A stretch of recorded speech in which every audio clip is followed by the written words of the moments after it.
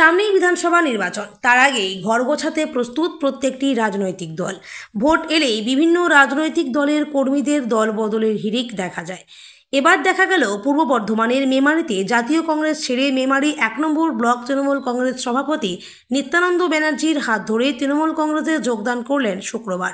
গত ২০২৩ পঞ্চায়েত নির্বাচনে পঞ্চায়েত সমিতির ২১ নম্বর সংসদের জাতীয় কংগ্রেস প্রার্থী সুপ্রিয়া ঘোষ।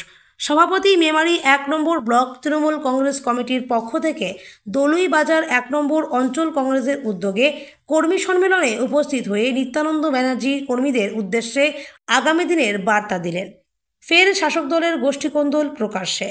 পূর্ব বর্ধমানের দাইহাটের পর এবার আউশগ্রাম ২ নম্বর ব্লকে শাসকের দ্বন্দ্ব। দলের বিধায়কের বিরুদ্ধে সরব হলেন খোদ পঞ্চায়েত সমিতির সভাপতি। বিধায়কের বিরুদ্ধে উন্নয়নে বাধার অভিযোগ করলেন আউশগ্রাম ২ নম্বর পঞ্চায়েত সমিতির সভাপতি মমতা বাড়ুই।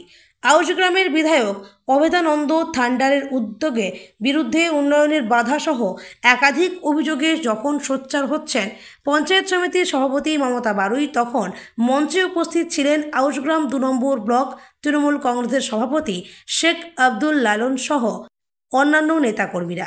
বুধবার সন্ধ্যায় আউশগ্রাম ২ নম্বর ব্লকের ভালকি অঞ্চল তৃণমূল কংগ্রেসের পক্ষ থেকে প্রতিবাদ সভা ও যোগদান মেলার আয়োজন করা হয়।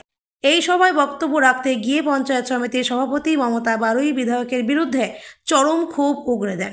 তিনি বলেন, এলাকার বেশ কয়েকটি জায়গায় সোলার লাইট পাওয়ার কথা থাকলেও একটিও সোলার লাইট আউশগ্রাম ২ নম্বর ব্লককে না দিয়ে সব লাইট আউশগ্রাম ১ নম্বর ব্লকে দেওয়া হয়েছে। তার আরও অভিযোগ, বিধায়ককে কোনোদিন আউশগ্রাম ২ নম্বর ব্লক অফিসে দেখা যায় না। তবে এই বিষয়ে কিছু বলতে অস্বীকার করেন বিধায়ক অভেদানন্দ থান্ডার। প্রসঙ্গত, কিছুদিন আগেই দাইহাট পুরসভায় তৃণমূলের চেয়ারম্যানের বিরুদ্ধে অনাস্থা এনেছিল তৃণমূলের ১১ জন কাউন্সিলর। পরে অবশ্য মন্ত্রীর হস্তক্ষেপে তা প্রত্যাহারও করে নেন তারা।